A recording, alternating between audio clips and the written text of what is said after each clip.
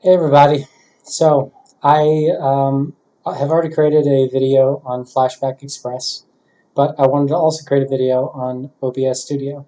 So as I said before, Flashback Express is the easier application to use just because when you open it, everything is there that you need to create it in that one initial screen. However, what's really nice about OBS is that um, not only can it be used on Windows, it can also be used on Mac. And what's also nice about it is that it is very configurable. So when you open this application, it's going to ask you a couple of things, but the most important there that you can select is that you are just using this for recording. You're not using it for streaming. Because if you select streaming, you're going to get additional options that'll make it more confusing.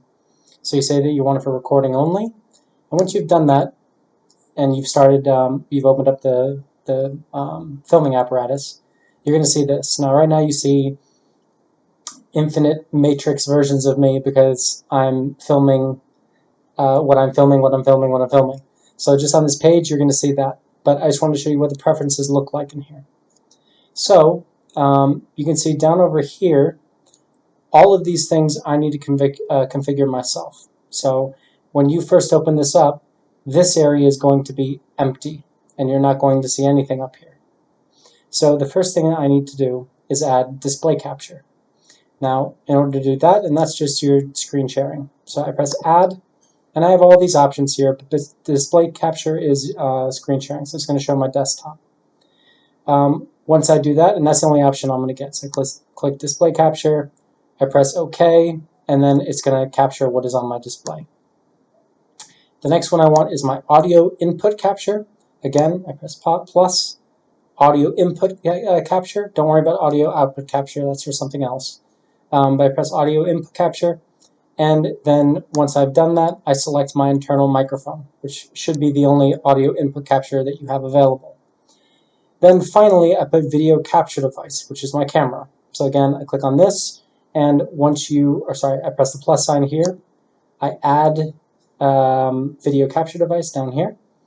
And then the only option, once I've created it, is going to be my internal camera, because that's the only camera I have connected to this computer. Once I've added these three different things here, I can add filters to any one of these. Now, the way that I got it's that I have no background behind me, you can't see my environment, is that I have added a filter that creates a green screen effect. So if you wanted to do something like this, if I go to the video capture device and I right click on it, I have this option for filters here. So the filters that I have added, if I click on filters, if I look on the bottom over here, I have chroma key, which is the way I can put in a green screen, and I have crop/pad. Now that is so that I cropped my image so that you couldn't see where I had taped up my green screen, because above my head here-ish, yeah, right there, and over here there's duct tape, because I just duct taped a yoga mat behind me. So in order to get that out of the picture, I can crop it, and you have to put units in centimeters in when you do that. So if I click on crop, you can see I put 50, 50, 50, 50 and crop that out. So for example, if I take this and I make it 70, you can see that I'm changing the crop that I have. So that's just to get it so I'm nice and centered. Then this chroma key is what I use to add the green screen effect. So if I add this filter, and again, to add any one of these, when you first open this area is going to be empty. So you have to press plus, and I add chroma key, and I add crop. And you'll see there are a ton of other options here. I'm just going through these two today, just to keep it nice and simple. When I go in chroma key, the most important one of these are the ones you can play around with if you want to, but the most important one is the similarity. So the similarity is what gives you or takes away from the background. So one thing you have to be careful of, if you look here, I selected blue, and that's the color of your backdrop. So it's going to take anything that's blue out of the picture. And that's really important because you see, I don't have anything that's like green. So if I put something green in here, that's fine, because I'm not using the green screen effect, I'm using the blue screen effect. So like I said before, I've duct taped a blue yoga mat behind me, and that gives me the green screen effect.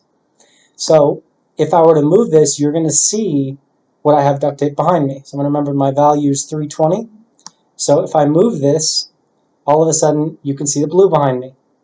Now this is a fine line because you see as I start to move this, it disappears, but then it becomes too much and I disappear. So you don't want to look like a zombie version of yourself. So you need to find that fine line between the two. Now for me, I'll look at just my head. For me, in this video, I found that to be 320. But it really depends on your lighting. So I'd find a good time of day where I have good light from this direction coming towards me, and then you get a pretty nice effect. If it's dark, it's that area of correction is a lot smaller. Whereas if it's bright in here and there's a lot of light, it's a lot larger, so you have a lot of playroom in there. So that's the most important one in here. And then some of these other ones you can play with, but they're not as important. It's this similarity one is the one you need to worry about for the green screen effect. So once I have, and over here on the bottom right hand side, this is where I start a recording and stop a recording. You can see right now I have my recording going. And then when I'm done, I just press stop recording. So just like with the other video, once I press stop recording, I could look up here in File, and I have my recordings there, but they also automatically get saved if I go to, if I go to videos here. All of them are right here, and they're by date. So I can see right now I haven't stopped this recording, so I'm not going to see it here, but as soon as I stop the recording, it's going to pop up here, and it's going to be listed by date, and then I can change the name if I want to. And what's nice about this is that it automatically exports it as an MP4. There's no need to export it to another file type.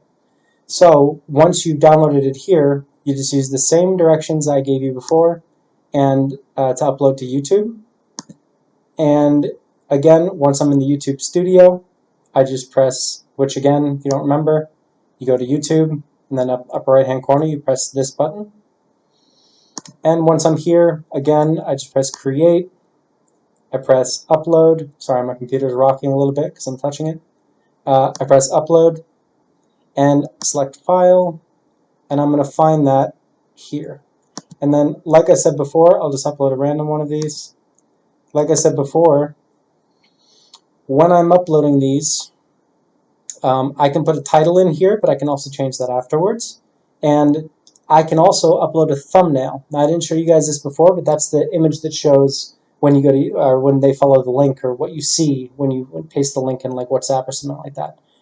You can only do this if you verified through YouTube. To do that, just Google verify YouTube account, and the link will show up, and you just put in your phone number. They send you a text with a code, and then you just need to type in the code, and it'll verify your account. That allows you to do this. It allows you to do a bunch of things, but it allows you to add a thumbnail, and it also allows you to go over the 15-minute limit, which is your maximum if you are not verified. So I can add a thumbnail there. I need to press whether it's for kids or not for kids, although it doesn't really matter because I'm going to keep this as unlisted. I go to the third option, visibility, press unlisted. Again, when I have this as unlisted, you need the link to be able to access the video. You cannot search for it on YouTube. So I put unlisted, I press save, and then I could share it there if I wanted to. Then again, this is the one I just downloaded. If I hover over this, that option to the right, which says options, I click on that, the second option says get shareable link. And that is the link that I can share through Google Classroom, I can share through WhatsApp, I can send through an email, but that's the way that you share it. So, I hope this was helpful, and if you have any questions, ask me. But if you start playing with it, it's really not that hard. This one is a little bit trickier because, again, you need to configure it, but because you can configure it, you can do a lot of things that you can't do in Flashback Express. For example, I can move my image around on the screen. It's kind of trippy when you look at the infinite versions of me. But I can move my image around on the screen, which can be very helpful sometimes in a video, because, like for example, in the middle of a video while I'm recording, I could take this and move it to this side, and then go back to whatever I was showing and edit out that transitional period in the editor. In Flashback, your image is stuck up here, and it's a decent amount bigger.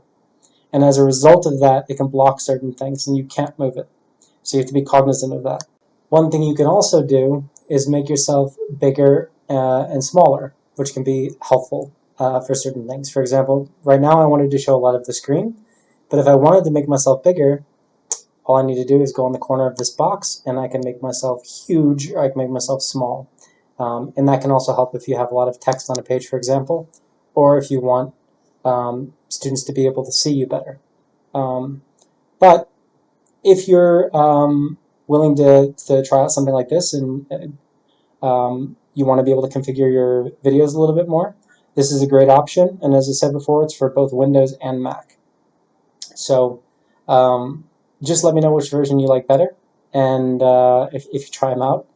And let me know if you need, if you have any questions, just ask me whenever, ask me on WhatsApp, and I can help you to configure this through a Hangouts chat, through Zoom, or something like that. But anyway, good luck and stay safe.